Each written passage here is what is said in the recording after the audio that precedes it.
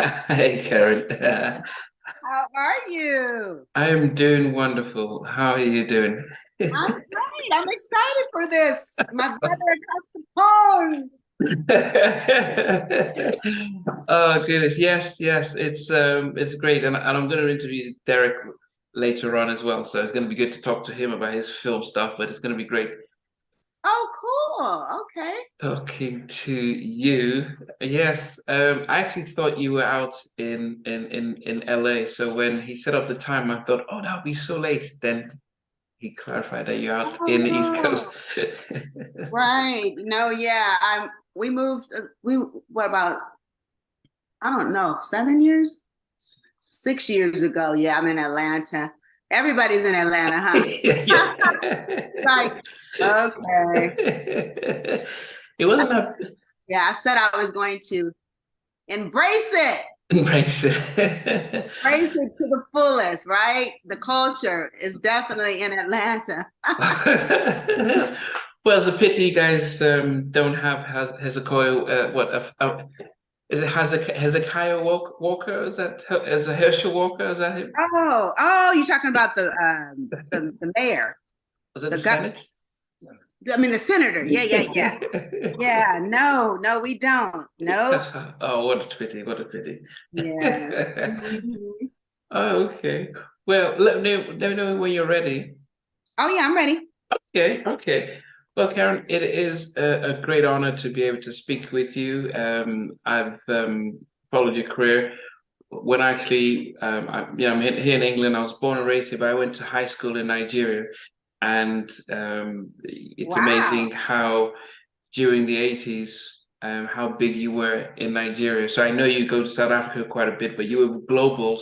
And I think sometimes when I speak to a lot of my guests, they don't recognize or realize that they transcended more than America and Europe, but they actually came to Nigeria and the rest of the world. So, it's going to be an honor just listening and hearing your journey and everything. Um, Yes, and I haven't been to Nigeria yet, so I'm hoping this year we'll be doing, a full tour of Africa.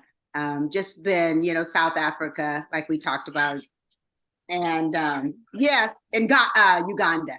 So okay. yeah, we're going to be venturing out, and we'll talk about my beloved South Africa.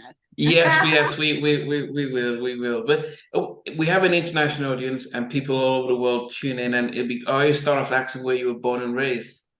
Born and raised in South Central, but Wow. now they say don't call it South Central, but Los Angeles. And yeah, very it's a place. I wouldn't say it's. I lived in Inglewood when I graduated from high school with my dad, but the other we used to call it South Central. And yeah, just a meager beginnings, humble beginnings, and beautiful parents, family. I'm the baby of the family, and I was a whippersnapper. Oh, what's a whippersnapper? Just Whippersnapper is a one that is just destined, to do something. Like you okay. can't hold her down. She's a whip. She's going. She's moving. I Okay. keep forgetting. You're like, what's a whippersnapper? Yeah, I have to clarify for the international audience. Oh yeah, that's southern. My parents are from the south, so from Texas.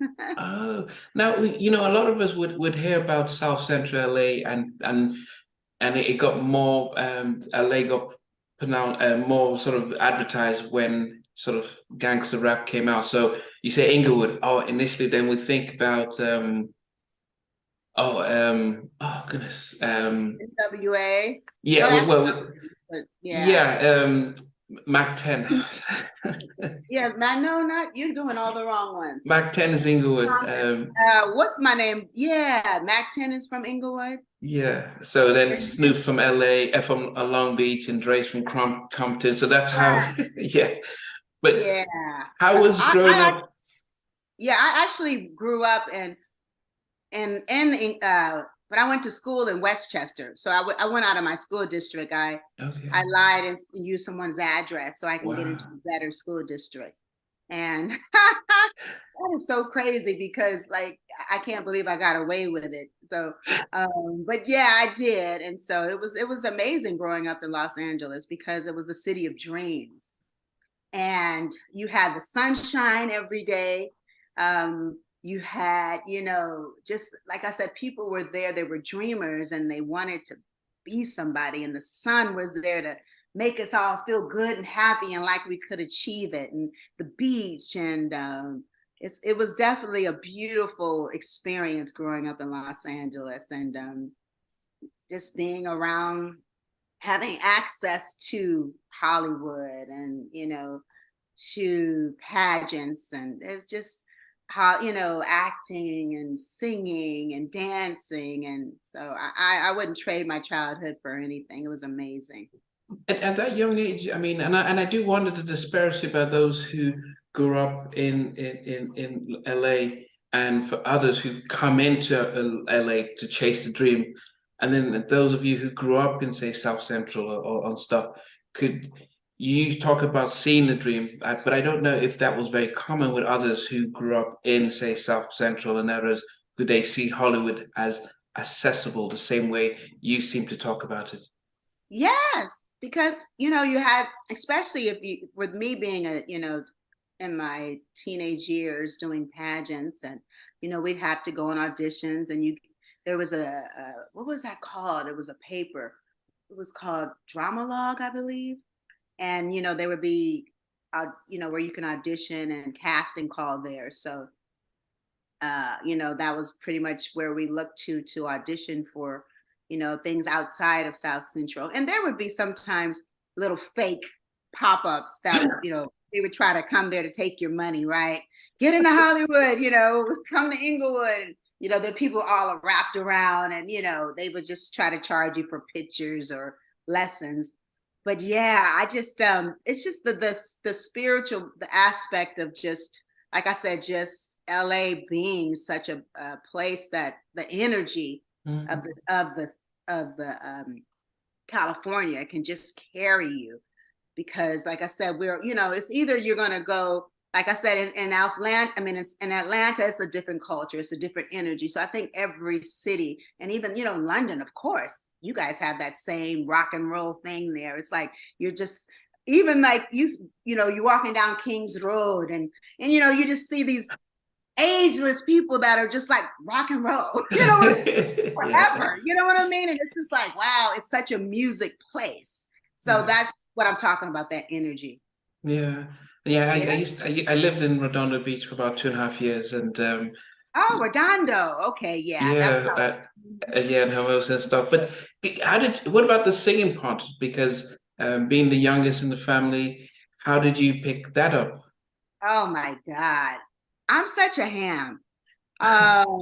You gotta say, we'd be around, the family, we'd have Thanksgiving, and I'm 4 years old. And of course, if you're most Black families, after you're finished eating, you put on the TV, and in between the TV shows, it's like, hey, listen to me sing this song, I'm Dinah Ross, I'm Donna Summers, and they had to listen to me, you know what I mean? And then when I started doing this all the time, I was getting better and better. And I love the attention.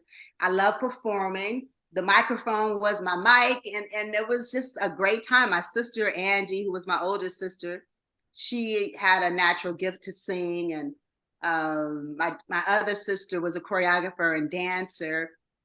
So, and then just I had older sisters and brothers. So they just always had great music in the house. You know what I'm saying? I wish it would have been more jazz. I'm like, why did you guys play Ella and Sarah Vaughan? And because I could have really put some of that in my vocals now that I'm older, because I used to teach voice lessons too when I was younger, when I was before I got signed by Warner Brothers. But these influences, I used to think like, wow, I wish that we would have played that in the house. But it was definitely, that's how I started singing. And then church, of course. Okay. Singing in church. Mm-hmm. But who were your main musical influences in those early days where you sort of honed your voice? Oh, yeah. Main influence was definitely Donna Ross, because, she's the boss. She's international.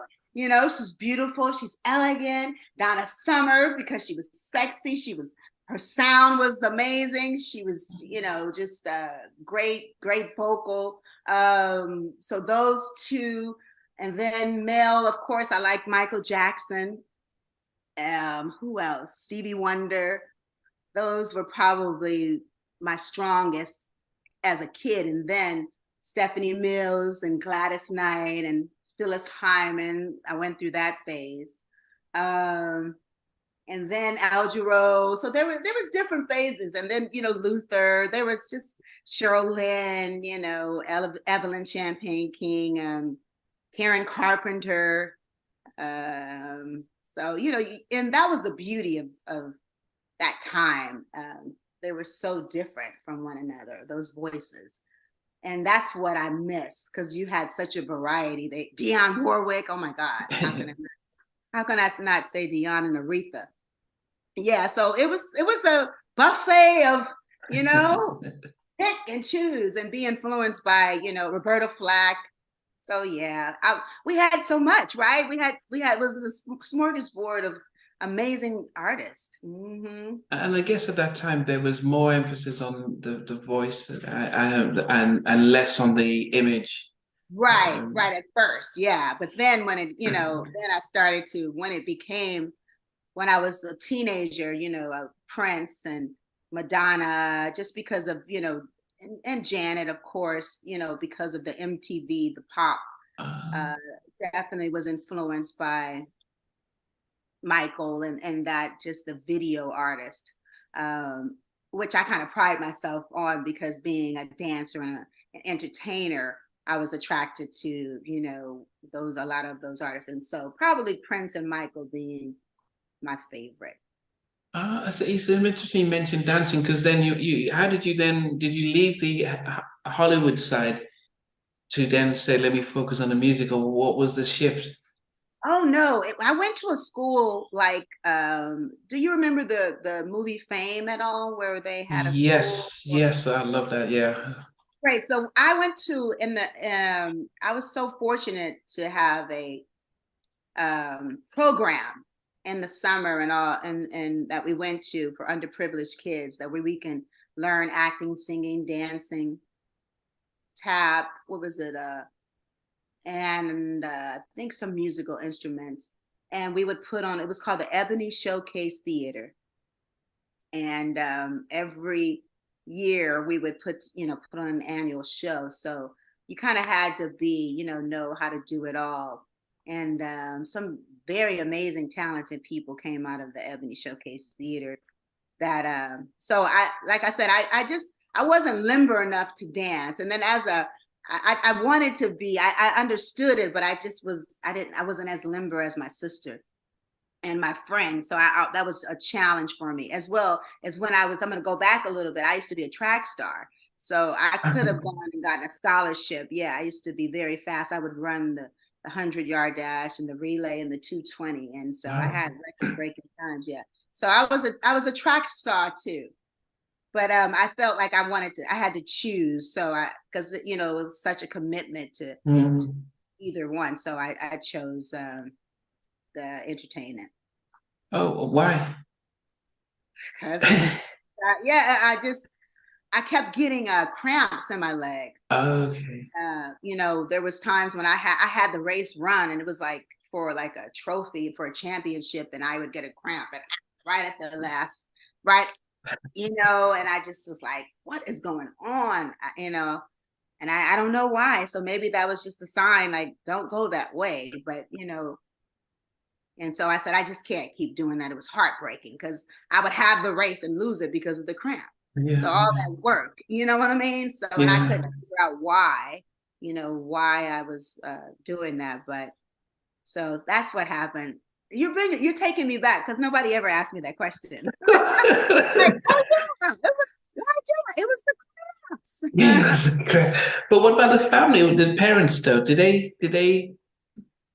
they try and steer you in either way? Or? Oh man, my parents, my mom was such an incredible superwoman, because she just encouraged me so much to make me feel like I could do anything. And I love her for that, because whenever I said, I'm going to do this, I'm going to be in this pageant and I'm going to win next year and I'm going to do this and she never said, She was like, that's right, baby, you can do it.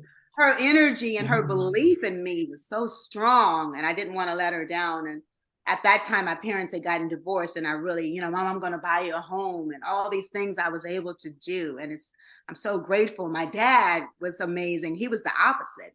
He would challenge me, because I had a girlfriend her name was Kim, and incredible voice. At 14, I learned so much from her. Her parents, her dad had her in the studio. She sounded like Phyllis Hyman, beautiful voice, songwriter, could write. And so she was my best friend. So I would just go, I would learn so much from her at 14, seeing her in the studio writing. And she was supposed to be getting a deal with Motown, but it never happened.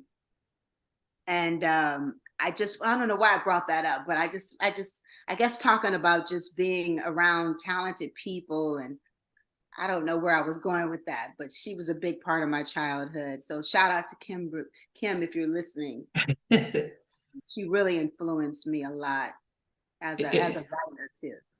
Yeah, and in what way? Because, when I spoke with Darryl Simmons, he says the same thing about Kenny, how in high school, seeing how talented Kenny was, that he just gleaned to that. So it just sort of pulled him. So how did Kim sort of help you in that? Thank you. I'm glad you said that. That was the connection. What I was trying to say was that my dad would say to me, I like Kim's voice. I like Kim's doing. So that's how my dad would challenge me to be better. So my mother was the opposite. And I'm glad, because I didn't need two parents that were, you had to have the polar opposite, right? Yeah. Good in the yin and the yang. So, but yeah, having, like I said, a friend like that was just so gifted.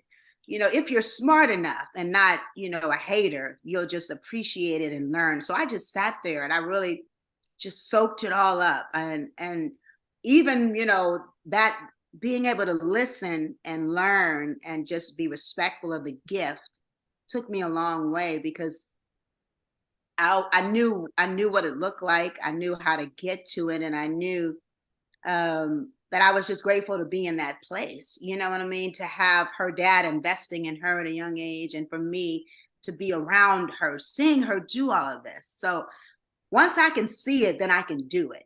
And that was very important. And then I was like, okay, that's how you do it. So I just say I learned so much. And then after that, I wound up getting in a group, Switch, for the group Switch, Bobby DeBarge and. Oh, are you kidding me? Yeah, Okay. yeah. So they were signed to Motown, and they discovered a group I was in called Legacy. And I was the last person to come in. I was one of the lead singers, and they took us under their tutelage of training too. So like I said, I was just prepared by such great talent, because Switch in their harmonies, and they would have us singing, all kinds of music, jazz and jazz fusion, and it's funny how that kind of helped me when I got with Jeff Lorber, because I didn't really consider myself a jazz artist, but obviously something was in there that I was able to sing with one of the greats, but that was definitely my start, was being in that group, and then learning from Switch as well, how to write songs, and being in the studio, seeing them sing. They'll never, you've heard, the Switch catalog, right? Yeah. I mean, how was Bob? Did Bobby?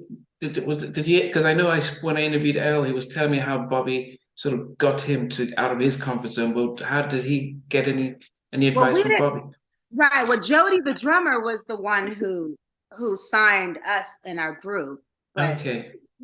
I wouldn't say we were just able to go to the studio and see them recording the vocals. So I didn't really work with Bobby up close or personally, but I was able to see how they wrote and how they recorded. And it was, the harmonies and just pure voices. It was something. It was definitely a blessing. I guess that's one thing most people might not be aware of, that you are a songwriter as well as a singer. And so how are you learning the craft of songwriting before your Warner Brothers debut? Yeah. Okay. Well, one of the um,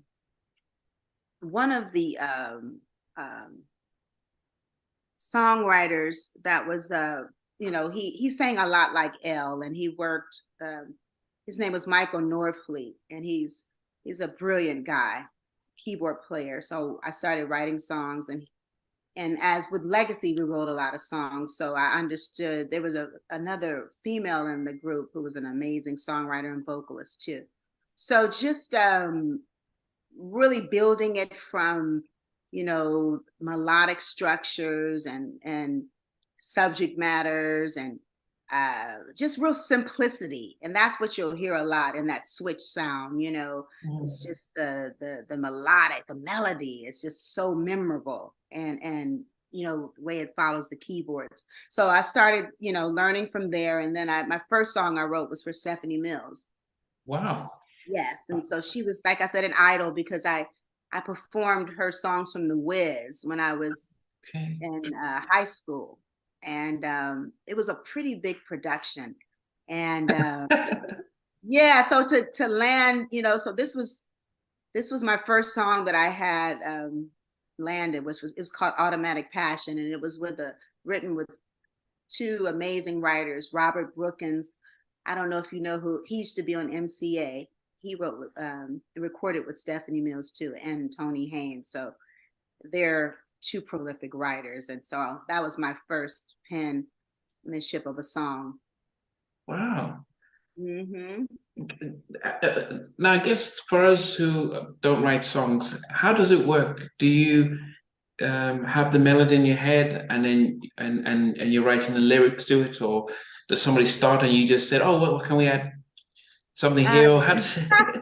Yeah, for me, it's all different. I'm just thinking about the first song I wrote. I must be me. Da, da, da, da, da. It was like, it kind of had that kind of switch sound now that I think about it.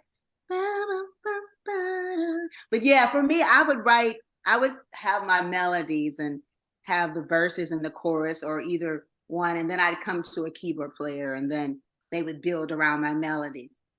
So, I mean, there's different ways. And then, of course, when I wrote with Jimmy and Terry, it was the music first. With Jam would have the songs. And so it just depends. But I like when I write the melody, because I feel like I'm directing the song more the way I want it to go versus.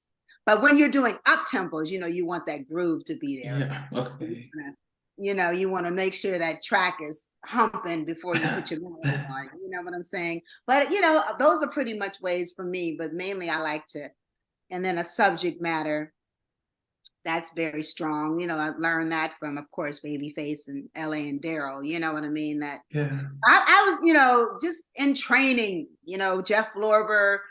I just been around such great artists that I'm just so blessed to just be smart enough to shut up and just, no, really, and just to soak it in, because I was really around greats, really like the best, and I knew it, and it was just in class, just learning and watching and being available to sing backgrounds, because I was, I had a journey as a background singer, so that helped me. O'Brien and Don Cornelius, that was a big part of my training too, being on the road with O'Brien and singing backup. And so and then just being around these incredible musicians that played for O'Brien, that wound up playing for Prince and Sheila E. So I really, so I'm just thankful, because and it all comes out when I perform live. That's why that's the best. If you haven't never seen me live, that's where you're going to really see all my gifts, because it all comes to, I love being on stage, and I love to perform, and that's where you're going to just get all the colors and the magic of me, because I really do have an out-of-body experience, and it's so fun for me. And playing with the band, and they never know what I'm going to do, because I like to be spontaneous. So I'm like, you guys better watch me, because I mean, break it down, boom. I don't know. It depends on how the audience gives me. I'm not That's why, I mean, I'll do track shows. I know how to do them, but I definitely, like I said, that experience live is just incredible, especially if the audience is with you. It's like, oh my God, that high is incredible. Well, Can't be the best. well, I saw on your website, sorry, on your YouTube channel, you had you were out in South Africa singing Secret Rendezvous. That was 2019, and you had your two dancers. You were wearing green, and I was just That one. Oh yeah, that was blown the rock star. away how they were responding, and I just felt wow, this is the benefit of a live band and a front of audience, because it just seemed like it took you to another level.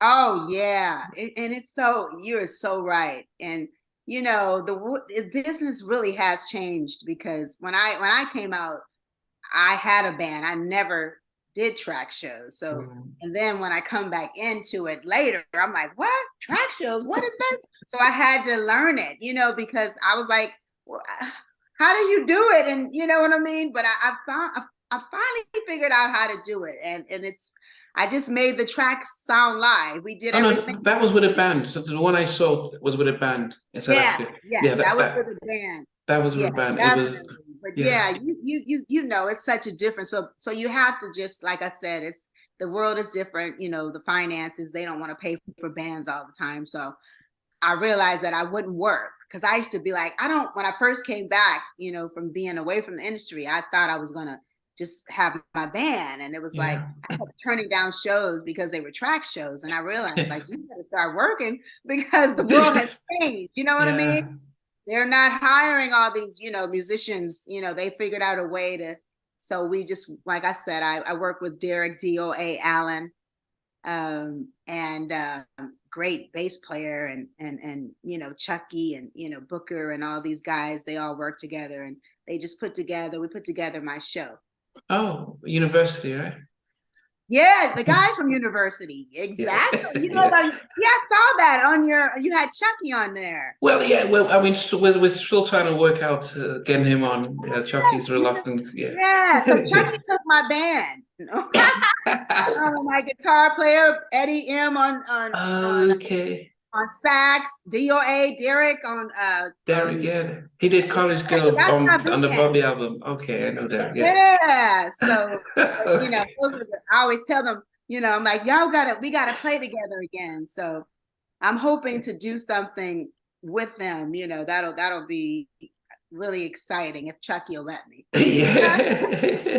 But going back to, because I think a lot of people, when they remember your breakthrough, they would say, yes, you did Facts of Life with Jeff Lorber. Hey, yeah. Having sort of a bubble hit. How did that feel? Because it's one thing to, you know, sing backgrounds going on and doing shows and stuff, but now you actually are getting charting with your voice. How did that experience feel? Man, jeez. I'm just so thankful, because, you know, like I told you, I just, it had to happen. So it just shows you what your positive affirmations and the hard work, because I don't feel like I was just the greatest vocalist. I feel like my girlfriend's voice was better.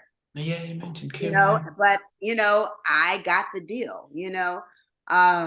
And Warner Brothers, you know, said if the song did well enough that they would sign me to my own contract, and it did. And you know, if you watch the Facts of Love video, I have people tell me, they were like, we knew you were destined to be a star, just because, I mean, you could not stop me. And it's kind of sad when I look at it. I'm like, man, boy, I didn't give a dang. If you could don't put the mic in front of me on stage if you was artist, because it's like, calm down, girl. But on stage, you know, with Jeff Lorber, it was, you know, I just had it, you know what I mean? And it felt great. And the band, and Dave Koz was the sax player. Dave was that way too.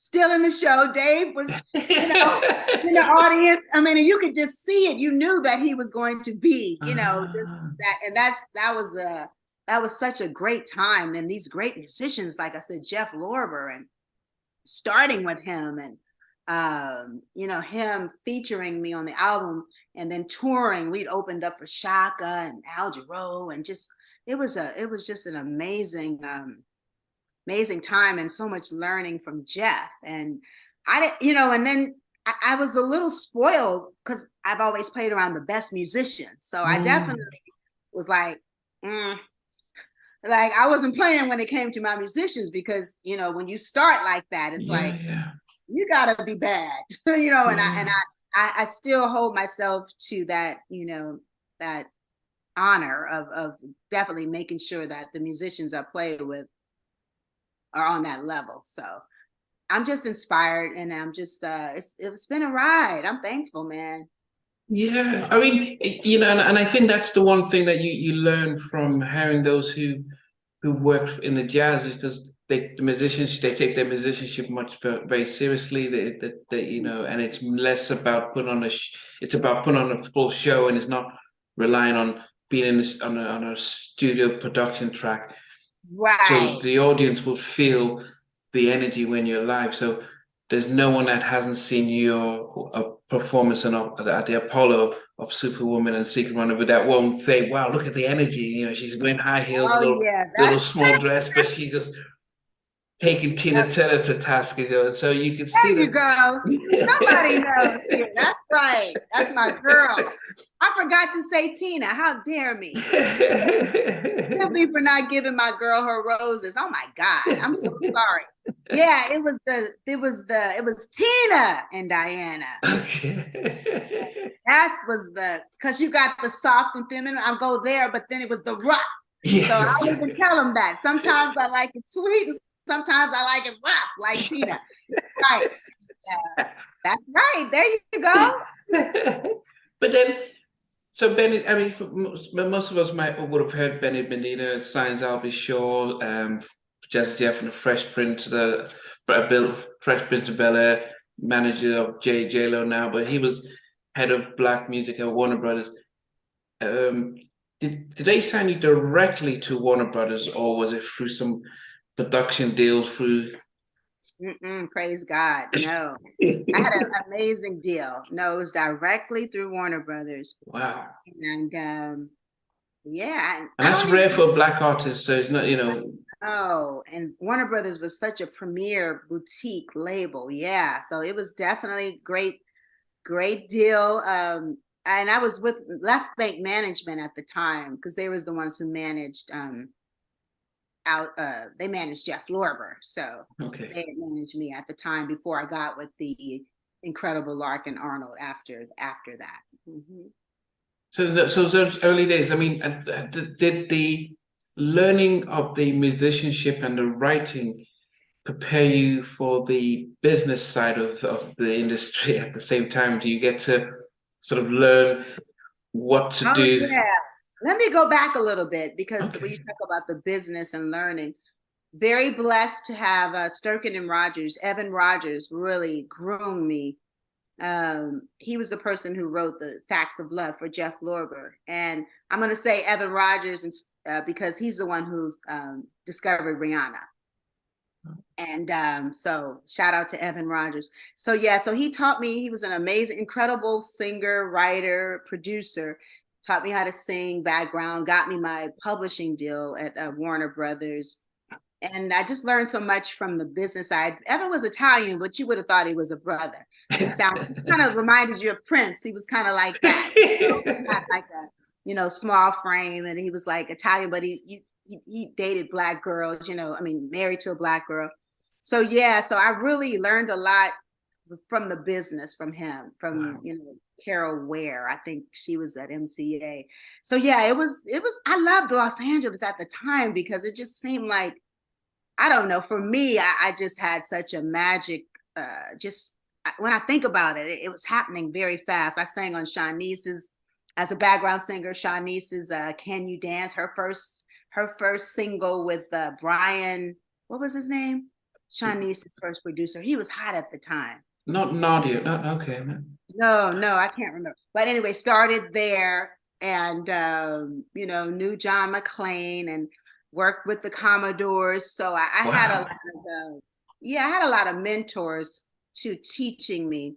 And like I said, Robert Brooke. And so I just I'm very fortunate when I look back on it. Just I didn't have one of those, I was a very good girl in the industry, didn't have to do anything crazy to get a deal. You know what I mean? I was very blessed the way I was walked in. Don Cornelius, like I said, really helping me, mentoring me also, because I was going to sign with him, but I didn't. And but he would take care of me and send me checks from time to time and tell me to come up to Soul Train and dance. And so he wound up signing Rosie Gaines. And so just some of the giants, in the business that really groomed me. And so when, and especially when I got with Jimmy and Terry, that's where the grooming business came, because Ron Sweeney and just being around Clarence Avon and really just seeing how they had so much integrity and I remember Warner Brothers told me they were what was Steve's name? Steve Ivory? Steve Ivory used to be, I think, the Black Beat magazine. I remember him saying, like, Warner Brothers was kind of complaining, saying she went from, an artist to a CEO. She looks like a CEO. I started dressing different, and they don't want you to be too smart. Yeah, that's what like, wait a minute now, so and then just understanding, what kind of deals to do and what kind of deals to not do. And the only thing, like I said, I just wish I would have just been a little bit more thankful and appreciative of when you're so young of just all these greats. You get what I'm saying? Like Ellen Bass and Daryl and Jimmy and Terry and Clarence and Don Cornelius. I just didn't, when you start out with great, sometimes you kind of take it for granted.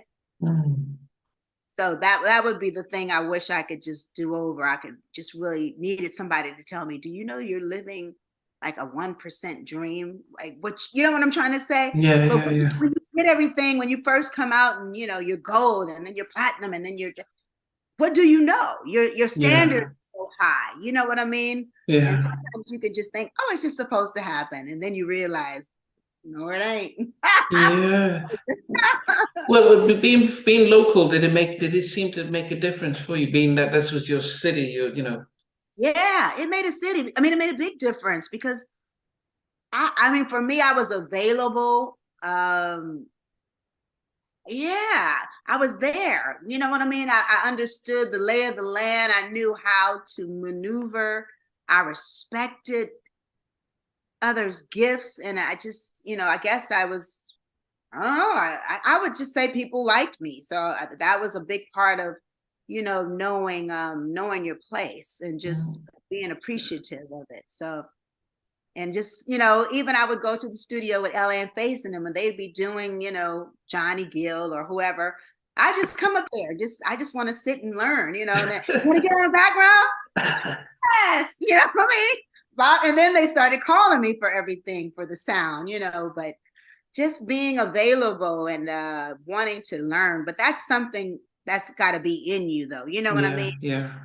Because I really knew that they were incredible. I just knew they were gifted, and I knew, I was like, wow. So when they just kept on writing number ones and going on to 100 songs, it's like, oh my God, you know what I mean? I was just thankful to be at the start of it, But how did you, because if you've come from this sort of jazz background and you're writing these type of stuff, even for Steph Mills, whose decision was it, the direction of your debut album? Oh, that's a good question. That's Mr. Benny Medina. Okay. That's definitely Benny. And I'm so thankful. He says, I want you to, he sent me to go to Sacramento to see if I liked working with Jay King, because Jay King was the dude at Warner Brothers, right? He was the 30 minute Club right? He's one of my favorite guests. And he signed Shantae, and he had his own label with Michael Cooper.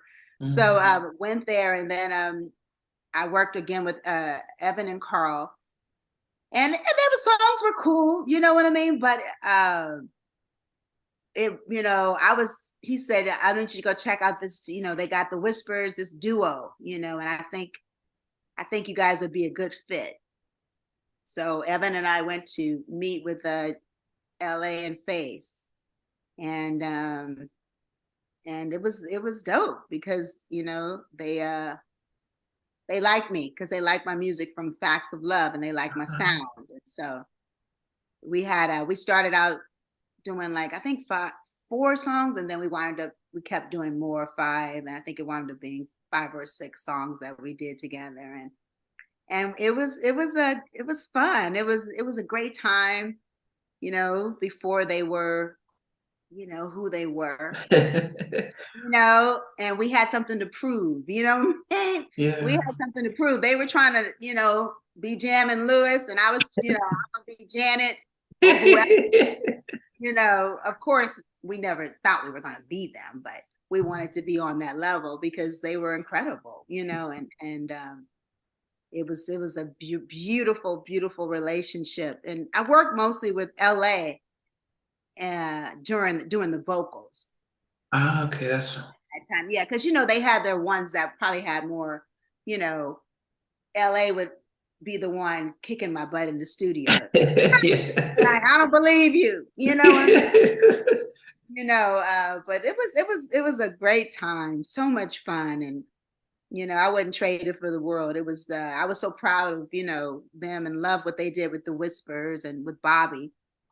And I was so fortunate because, everybody wanted to work with them, And now that I look back on it, I was just like, wow, for me to even have Face write the song Superwoman for me, that's amazing, because I was young. Yeah, around 22 or something. Yeah, like really, what did I know? That wasn't my story, but I pulled from my mother, when I sang that song. I thought of her being a single parent, at a certain age, and just her story, and that was the connection when I sang the song She Was My Substitution. But now when I look back, I was like, wow, it really did become part of my destiny and who I am, So it's like some songs are just for people, like they find you. Yeah. You know I mean, because now I'm every bit of a superwoman. Yeah. You know what I mean? I'm like, wow, like how did they know? And then just the whole thing of me being for women, I've always been just in awe of women. You hear me talking about my girlfriend Kim and any women. I just, I'm not a jealous person. I really am just in awe. I think women are incredible, the things they accomplish, going back to school, having babies, having careers, and you know what I mean? I just I appreciate the beauty that a woman has in her. So maybe they saw all of those things. I don't know, but I'm just grateful that they saw it, and and it was my song. Yeah, when Superwoman came out, and by the time I was in Nigeria, it always reminds me of food, breakfast and the food. Oh, I know. Like, Exactly.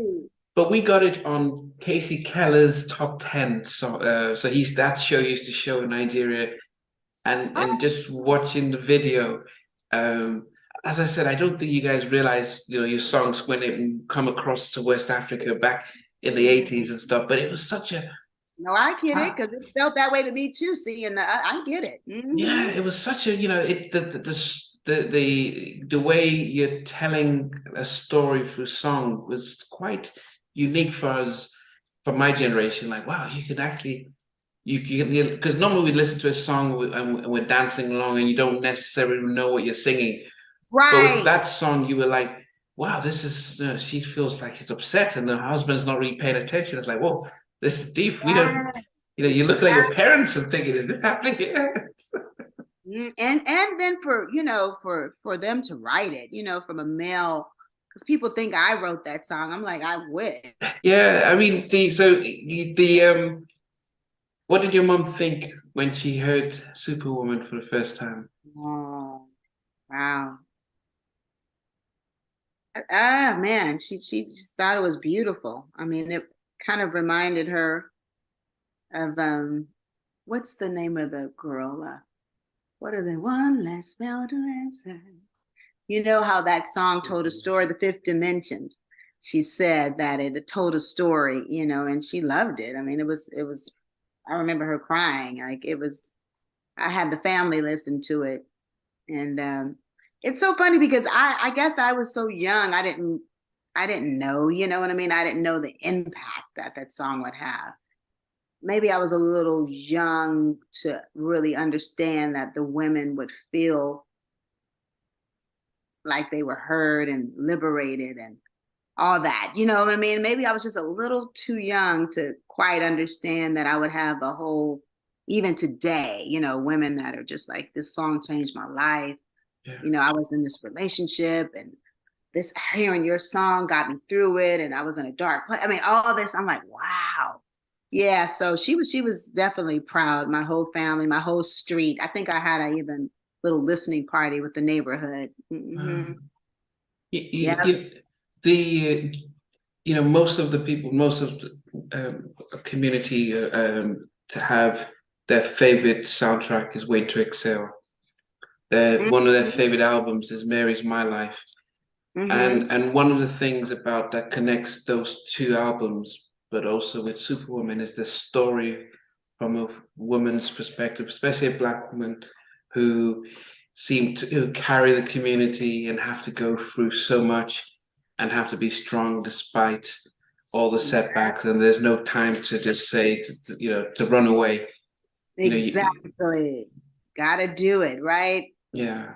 And it's in you to do it. You don't know. That's the beautiful part about a woman. It's like you don't even think about running away. You can't. It's just and that song is just gave them the push to do that and to feel like, well, this is what I'm trying to say to you. You know what I mean? I'm not trying to say I'm a feminist, to say I don't want a man. I'm just saying don't take me for granted. I'm only human. See me. You know what I mean? And that's really what the men will tell me too. They like, she played the song, and even if they're talking about their mother, they'll say like, it got my mother through a lot of, they'll have an affinity for me because of that song, because they were like, you helped my mom. She was in a dark place. She would play, every Saturday I'm hearing her singing, this song is on while she's cleaning, and it's changing her atmosphere and her mood. And so they just say, I want to thank you. So these are some of the stories that, even men will tell me, how, it really, the song affected them. So it's the same thing for me, because I remember hearing Roberta Flack, our house got broken into, and that song, when I hear the first time ever I saw your face, no, it was killing me softly. No, it was killing. Yeah, when I hear that, it's just like, I remember this whole thing about when the house got broken in. It's a bad memory, but the song, I don't attach it to the bad memory, but I just remember Roberta Flack and that storytelling of that song. So music is so powerful, man. That's the beautiful part about music, and that's what I think a lot of today's artists, they may be missing, because everything's happening a little too fast. Yeah. And that's probably why they're singing our music. Which is, like, I want that. I want a song like that, and that's how we felt about, Dionne Warwick. Oh my God, the songs, Hell Baccarat, and those songs were just, Aretha, you know what I mean? Natalie Cole. Come on, Natalie Cole. So much great music. I mean, we can't forget the fact that you came out with some upbeat tempos like The Way You Love Me. Oh yeah. And so what was when you finished the Karyn White album, what was your preference? Did you love the upbeat ones more so, like The Way You Love Me and Secret on a View? I loved it all, because we did a lot of I love up tempos. I'm a funky girl, really. I mean, I love ballads, but I'm a wild girl. Like, I'm gonna wanna, don't mess with me, bum bum bum bum bum bum. For it the very first time. So in The Secret Rendezvous, it won't stop, it don't stop. A non-stop secret rendezvous. So all of that, because it's personality and it's, you get out there and make them rock. You want to dance them and romance them. But my favorite, probably would be some of the up tempos. Because I just remember us going to a club. LA is like, okay, let's go. We got to go to the club and make sure we have our mixes right. Wow. And I remember going we went and played Secret Rendezvous, and it was amazing. I remember it was at Club Paradise 21 on a Thursday night, and we went to check these mixes, and they were hot. So we went back to the studio and was like, we're done with this one. Yeah. So and I love James Brown. I keep forgetting. This is what's in me. And the Tina, James, Prince, Michael, that just comes out. So I need that James Brown, that hey, I want to make you dance. And that's that's the fun part. So when people haven't seen me, they kind of forget that part. They're like, oh, because everybody remembers Superwoman. Yeah. So when they see me, they're like, oh my God.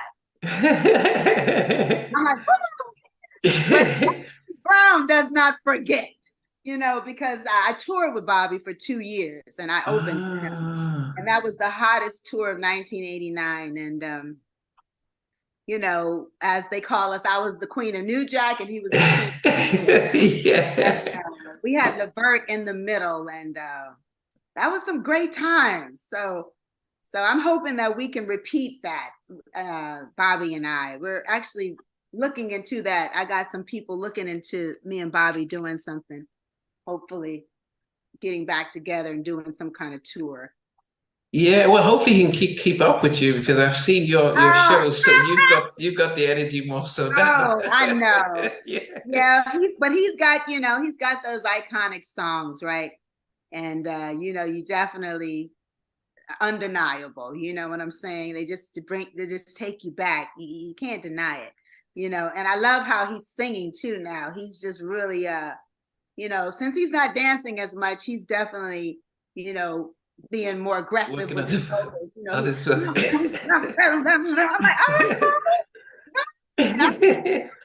one of the rumors that we got to Nigeria was that Don't Be Cruel was written for you, but you didn't like too much rap, so you just turned it down, and Bobby took it. That's what we got. So we're like, wow, look at this, could have been cancer. So that was. Really? I don't think so. That's not true. I don't think did you ask Daryl that? I don't think that's true. I asked him the same thing, and he says no, he didn't think so. No, but that was a rumor. I'm talking about this is back in Nigeria. So you're thinking back in '88 in Nigeria. No. So Look, I would have been rapping. I rapped on Secret Rendezvous. Trust me. Look, you guys, I told you I think I'm James Brown and Prince and Mike. You understand what I'm trying to tell you? And Tina. All wrapped up in one. Ain't nothing, she gonna give me, run up now, damn it. Ain't nothing, I ain't gonna try, That's the beauty part. That's the beautiful part too. But no, that wasn't written for me. That was, but I did sing on Roni though, and that was fun, singing in the studio. And I also sang a lot on Johnny Gill's on Fair Weather Friend. Wow. I won't be no fair weather friend till the end. I had like this airy time and time again, and they love that airy quality on background vocals. So they were like, come on up here and give us some of that air. Okay. Those were the days. Yeah. No, it was so much fun though. It was a lot of fun. So I did like Face on Secret Rendezvous when he does his little solo part. Don't stop. Yeah. And then our duet. Now that was smoking hot. The Love Saw It. Yeah. Remember that? Yes. Yeah. That was the last song we recorded.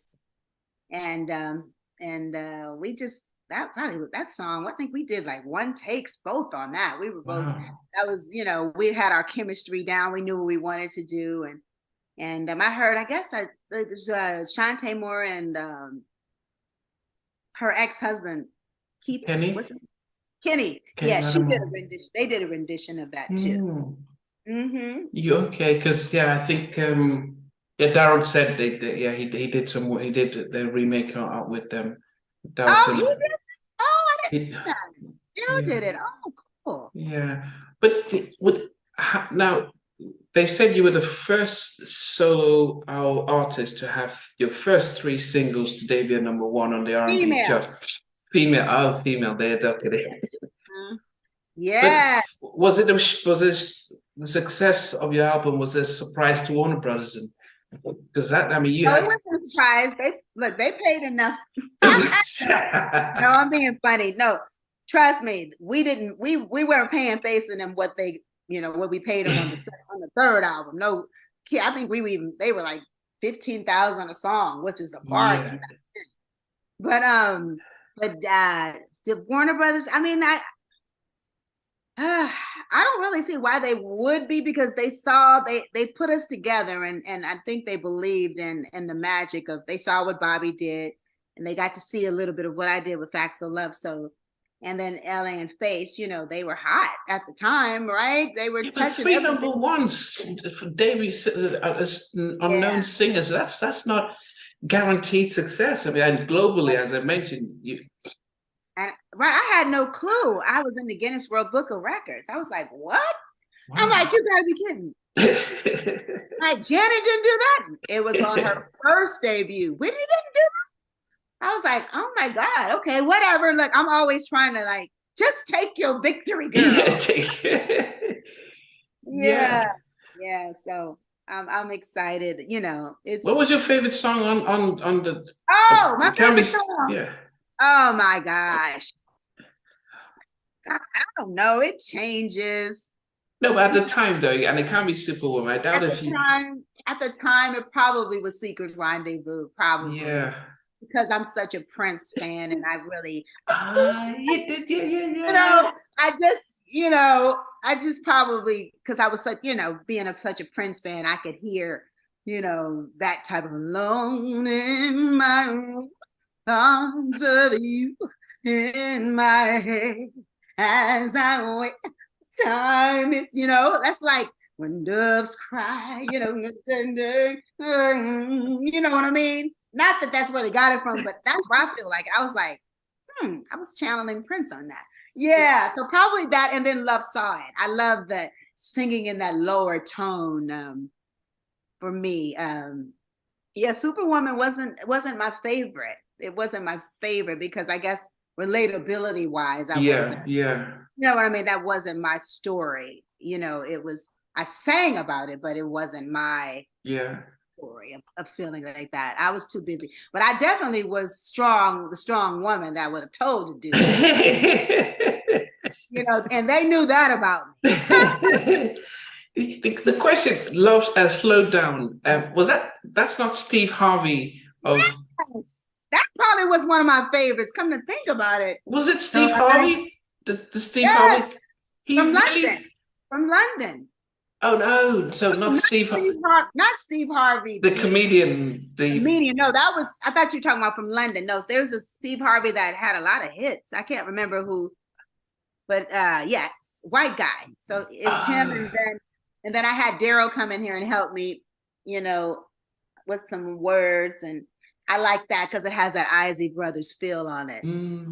So I'm a big Isley Brothers fan too. So I forgot. I keep forgetting all these groups, but yeah. So that had that slow down, so I can love you better. Isley, that Ronald Isley. Yeah. So just soul, and I'm very soulful. So I probably would say, look, I keep changing, right? Girl, yeah. No, it's good.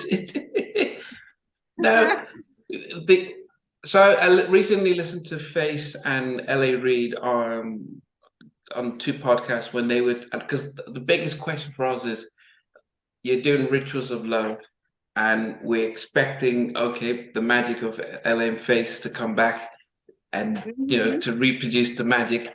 And, but you had, it's no downgrade to go to have Jimmy and Terry. but it wasn't there are two of the greatest duels, but there are two different types of, they brought something different from you.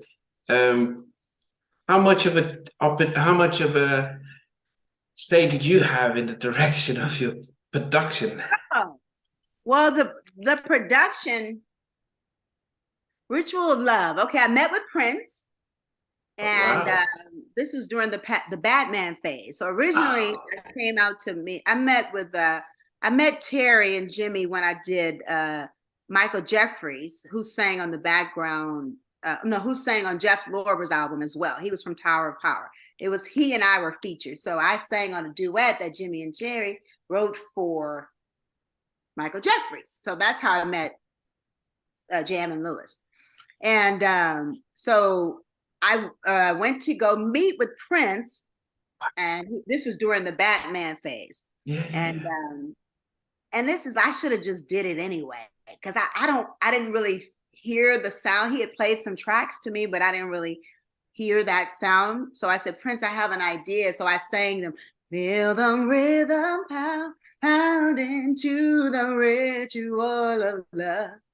So I sang that, and he was like, that's a little deep. I'm like, deep? I'm like, you were the king of that. Feel the rhythm pounding. And I kind of was trying to do like a dove. I came up with the melody. Anyway, he said, you're in good hands. He's like, you need to stick with Jimmy and Terry on this. And so I was like, okay, but I want to work with Prince.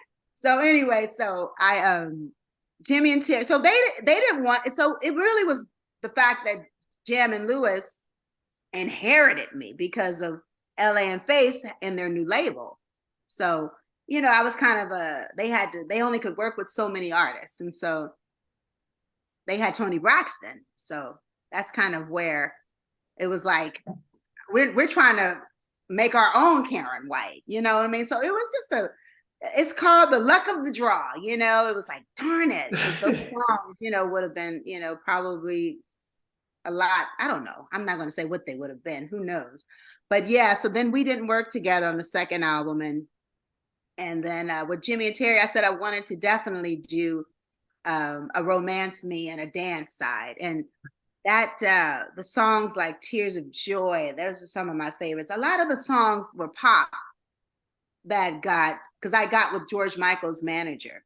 So they kind of released, Warner Brothers took me in a very pop direction, which now I'm like, I wish we got the numbers, having the number one pop and this and that. But I just feel like there were so many gems on that album that were like I said, the song I wrote with Michael Powell from Anita Baker, Tears of Joy, Beside You.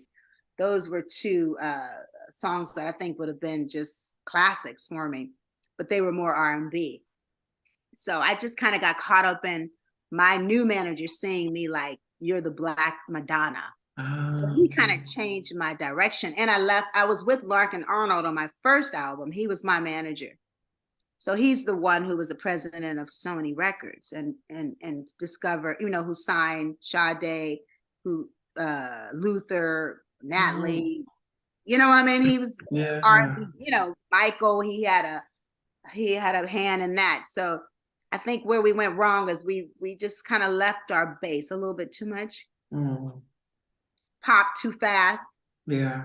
And left that soul on the table that we shouldn't, you know what I mean? So even though I think the album was gold and the single, of course, was my biggest pop single, went number one, which is not easy to do. Yeah. You know what I mean? I had a pop record, but I just think my fans were a little, that there was the chemistry that Jimmy, Terry, and I had. So isn't that a crazy place to be in, though? Kind of like,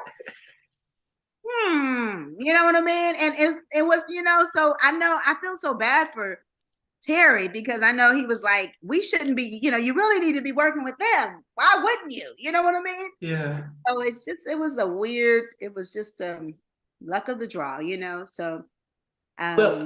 Well, L.A. Reid cleared up. Tell me. He cleared it up. So he and Face and Pebbles came to a music convention out in New Orleans, Oh, really? Benny and Medina had invited him to come, and he walks in with Pebbles, Uh-huh. and Benny says, "No, you need to get her out of here."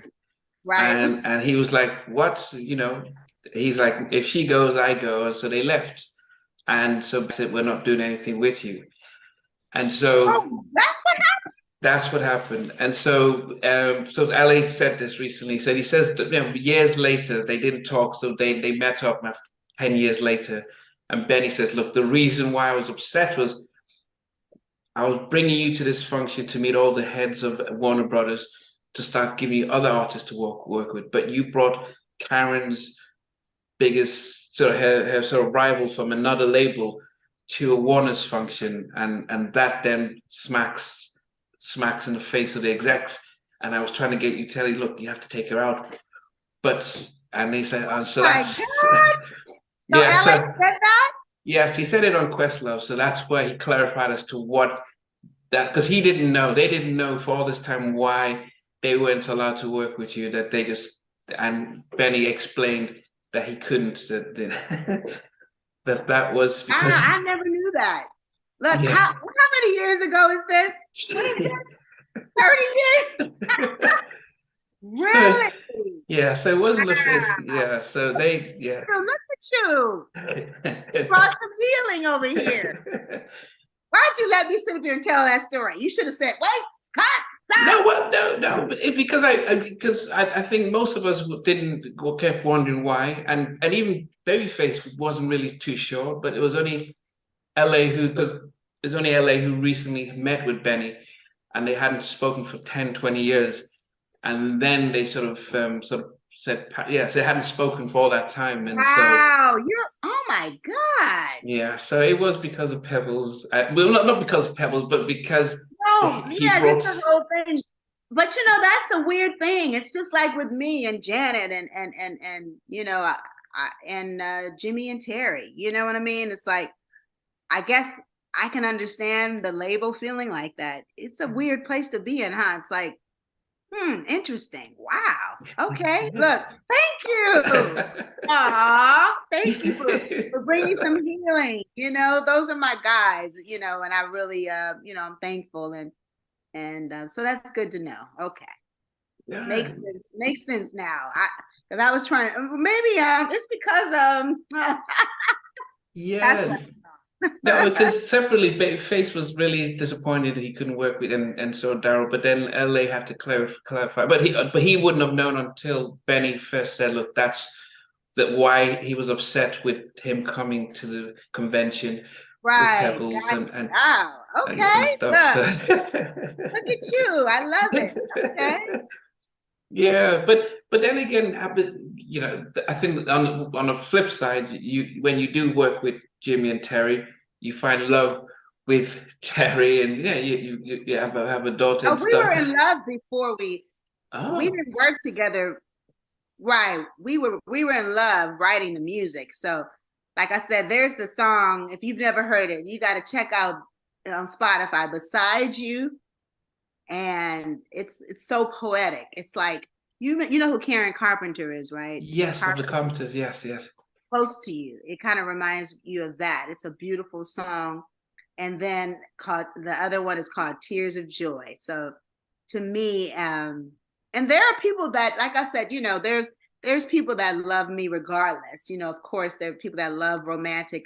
And the funny part is that they had different sides of me. Like Jimmy and Terry like my softer, sensual side, and LA and Face like the grit of the emotion of when I got. So I was just like, huh? You know what I mean? So it was a trip seeing how like there was different sides of the voice and the textures of each art, but I wrote more with Jimmy and Terry. And like I said, I learned a lot, and we have a beautiful daughter, Ashley, and we had our ritual of love, right? We had our ritual of love. Oh goodness! I mean, but then did you move to Minnesota? Oh yeah. I lived in Minnesota for like 5 or 6 years. I loved Minnesota. It was beautiful. Wow. know. I went to college in Milwaukee, in the Midwest. I don't know about beautiful. It's the Oh, cold, the yeah, freezing. yeah. And you come from LA. No, it's so beautiful. But see, when you're Jimmy and Terry and you live there, it's, they own the city. So we Okay. go from a heated garage to another heated garage, right? Everything was laid out for them. You got those guys in Prince, they could do no wrong. You know what I mean? So it was a beautiful time. And just, Prince would, he would put together, do his slant, his what is it called, his jam sessions, and Okay. come over 3 o'clock in the morning, you know what I mean. So it was, and just having the great part, all these artists working. And that's one thing, if I would change. I had access to everybody. You'd have Janet in one room, and Luther, and Wow. Karen Wheeler, and just New Edition, Mint Condition, So I just wish I would have took advantage of all these artists and wouldn't have been, so goofy. I don't know what I was. I just didn't see things like I should have properly. I should have been working with all these artists myself, writing songs for them. Yeah, but most people would say what happened after your third album. You sort of Oh, disappeared. yeah. And let me tell you about my third album, though, because my third album is my biggest album in South Africa. So that album is Wow. huge. When I go there, that's why it's like they so they have all three, but my third one was the biggest album. Wow. So it's amazing when I go there because I'm a big superstar there. But yeah, so then I stopped singing. Terry and I, we wound up getting a divorce, and I just didn't want to unravel and be in the business. I felt like I had just had Ashley. Ashley was 3, and when you look up and you see like what happened, I never wanted to be divorced, and how did all of this happen?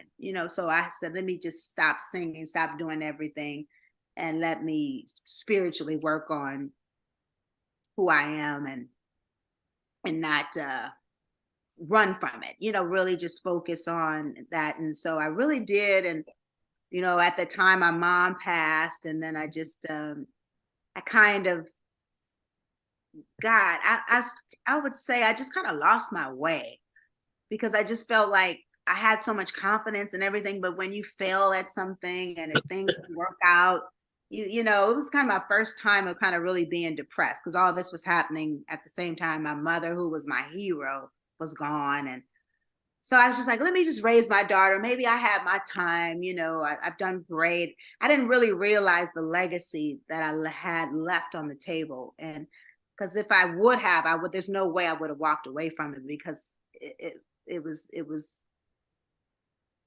insane to do that. You get what I'm saying? Yeah. So I had to kind of be insane at that time to walk away. Yeah. But I'm going to say the beautiful part about it is that when you go through tough times, you see what you're made out of. And it showed me that I'm a superwoman, because I really left the business, learned from my neighbor, who was a real estate investor. She would buy these beautiful homes. She would fix them up, flip them, and then move every 2 years and make them beautiful. So I bought her home when I moved from Minnesota. And so she bought the house across from me. These were areas that were in these very wealthy areas we would do this in. So I started doing that, and I was very successful, very successful. I had over 13 homes. And this is me, no college education, self-trained, learn financially, just really, it showed me what I could do. I wanted to be there for my daughter, Ashley. And the only prerequisite was that I said, well, you have to stay in the same school district. I don't want to have Ashley moving, because if we were moving a lot every 2 years, making these homes beautiful. And then then I started buying other rental properties and understanding that. But it showed me that it doesn't matter whatever I was going to do. Like Dorothy, I had it all in me. It could have been singing, it could have been real estate, whatever. Karyn White was going to succeed. And that's what I said as I was a valedictorian in the 6th grade. In this chain of success, let me be a link. I, Karyn White, will succeed. And so it showed me, it could have been in music. I was driven. You know what I mean? It was just the work ethic was there. So coming back 18 years later. Wow. 18 years later. Can you believe that? Gone through marriages, you know, discovered who I was, who I wasn't, just became a full-grown woman and fearless. So I'm coming back as a grown woman, you know, at 40 with my own company and you know, doing it on a high level and just preserved, like my voice just became richer. And, you know, as before it was young sounding and it just got fuller and, you know, and then just, you know, when you go through, and I became a person and people say, did people know you? Yeah, some people did, you know, and some people didn't. I didn't care. I didn't care about being famous. It was like I became a person and I would love to just talk to people and, you know, be like, oh, you're so down to earth. So I really love what it did to me. It made me human. Because you got to think, that's all I knew. They called me Karyn White in elementary school.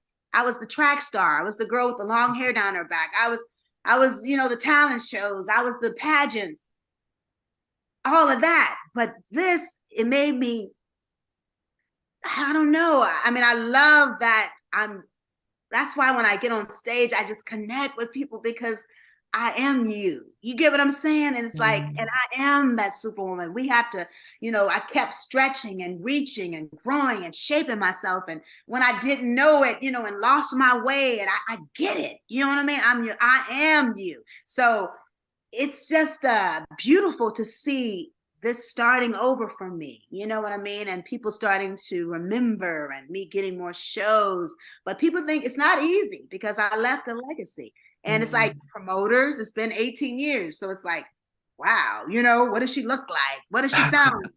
You know what I mean? And can she still deliver? And so it's just been, and I've been up to the challenge. And it's like, I'm tough now. Now, before I wasn't tough, because if I was tough, I wouldn't have left. You get what I'm saying? I wouldn't have let nothing pull me away from my heart's desire. But I did, but not no more. So it's, you know, the race isn't given to the swift, won by the swift, but he who endures to the end. And that's where I'm at. I'm coming back with so much fire, so much heat, so much love. What can you do with that? You understand? I'm grateful and I'm thankful. And when you have that working for you and God, it's like, it's your purpose to do this, Karyn. And I'm doing it and I'm grateful. So thank you. Thank you for having me. And I hope I was able to shed a little bit of my story. And for you people out there that don't think you can do it, you know, you got to see I left it, you know, so I'm coming back and, you know, thank you for believing in me and supporting me. And the best is yet to come. Yes, definitely. But Gale and the Storm, your movie, how much of that tells a story, what you've just shared today? How much of that's 2017? Wow, Gale and the Storm. Yeah, it's loosely based on my life about an R&B singer who loses her way, gets out of the business, and she fell out of love with music. And so she hooks up with a revolutionary music producer, JP. That was my manager. That's his side of the, you know, he's the character in that. And so Derek plays J. King. Yes. Okay. Yeah, Derek plays J. King's, and how he, you know, really had to get me back into this business. And once I did, it was like, what the hell? So yeah, so this it's loosely based on my life, you guys. This is called Gale and the Storm. We're going to change the title to I Am the Storm, and we're repackaging it. But you can see it right now before we do send it out to get it on Amazon and all these other platforms. You can go, where is it at? KarynWhite.me? GaleandTheStorm.com. Oh, GaleandTheStorm.com. Yeah, so you go to that, you'll check it out. And in the soundtrack is smoking. Yeah, no, that's what I was going to say. I love the soundtrack. A lot of jazz. Yes, I heard the soundtrack. You hear the 70s?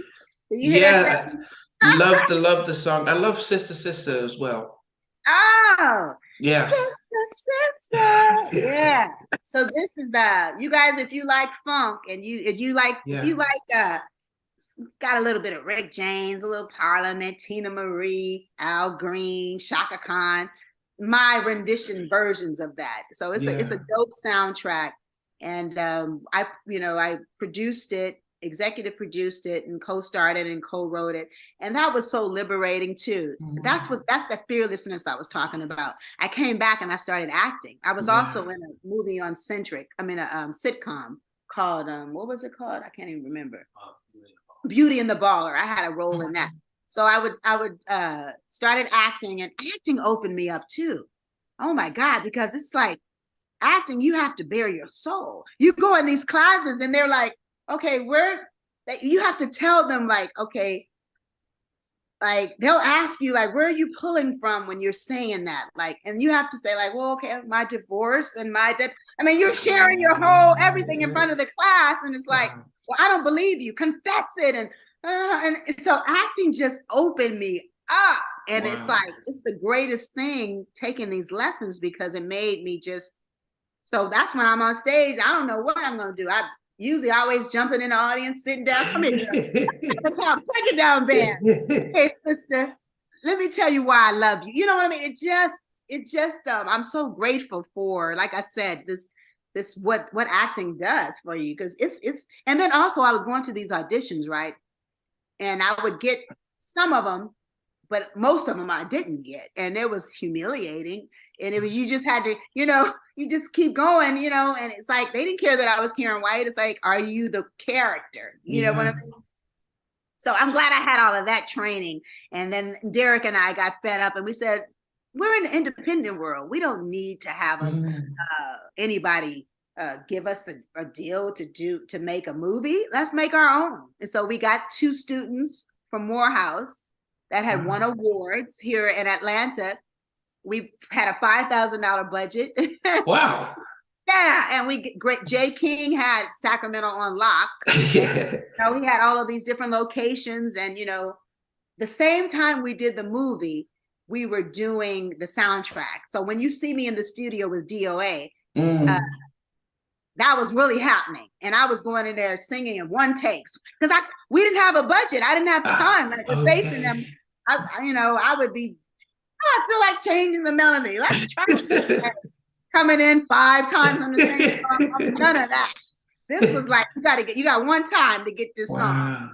And so we did that, and doing a movie, man, it's like, who doesn't want to do that? That was liberating. Once I did that, I was like, oh man, I can do anything. You know what I mean? Even though it's an indie small film, it's the concept of that.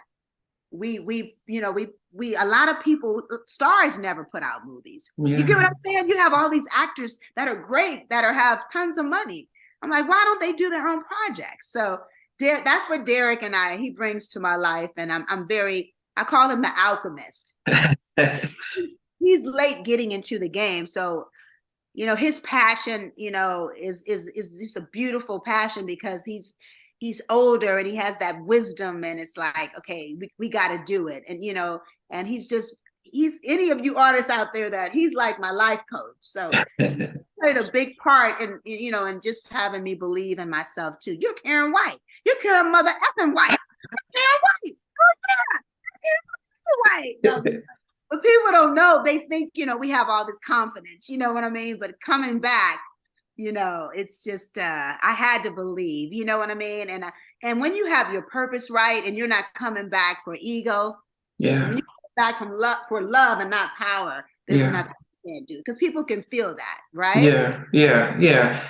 I mean, okay, well, Karyn, before I leave, I always ask my guests that if you were stuck in an elevator and you had to watch a movie, what would your favorite movie be to this past away time?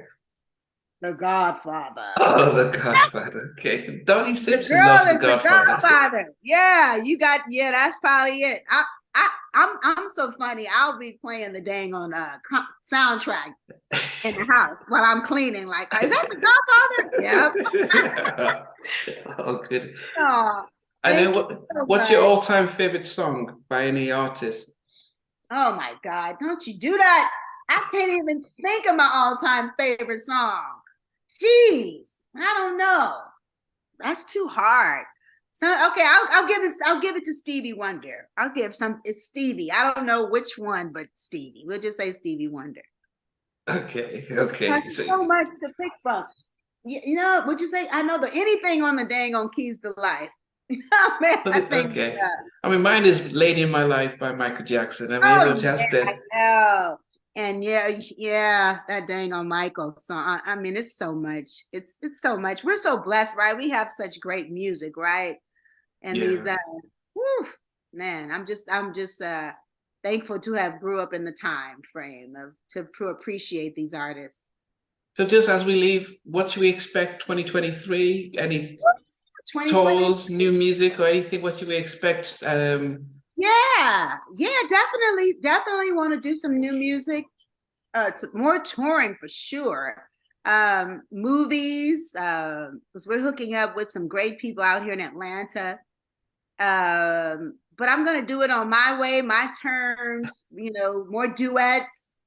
Just being fearless and being grateful and thankful and just living life. Really, just you know what I mean? Like I get to do this every day. I get to sing for a living. I get to make people laugh and make them cry and make them feel good and make them reminisce. So really just honoring that space and every day just waking up that thankful that I get to do this. So Yeah, and I that's what love the fact that you have your dancers with you, and they have to keep up with you because that's look, they're so funny too. They're I think I'm 30, so ageless. We're ageless around here. I tell them we're rock stars forever. You know how Tina and who else our boys do it. David Boy and them. They did Rolling Stones. You know what I yeah, mean? We're gonna do this until I can't do it. yeah. Well, I have to give a shout out to my friend Wanda Troy, who's Oh yes. I saw your Wonder Troy videos. That was so cute. He can tell some stories, can't he? I was like, Wonder Troy can go. Yeah, he's such a great supporter, and we're thankful. All those artists that he's such a beautiful spirit, and just so the time he puts into his videos to say happy birthday, him and Bow Legged Lou, some of the most beautiful spirits you ever want to meet. And I'm like, I'm just glad he's a big Karyn White supporter, Wonder Troy is like the Carmel goddess. Yeah. So shout out to Wonder Troy. Yeah, well, it's about midnight here, and I've got All right. I've got clinic in the morning, so I got 2 more interviews. This is my interview day. oh So it thank is. you so much. And you have a good one. And I look forward. Let me know when you're gonna put it out because I want to help you promote it. Oh, definitely. Yeah, I'll liaise with Derek when I'm doing so. Hey guys, thanks for watching. Please remember to subscribe and turn on your notification. But better still, check out our membership where you can get to watch these videos from day one, as well as our monthly meetings when we get to meet up and talk with myself and the rest of the people who are members, but also some exclusive interviews, which I don't get to broadcast. But thanks for watching and hope to see you soon.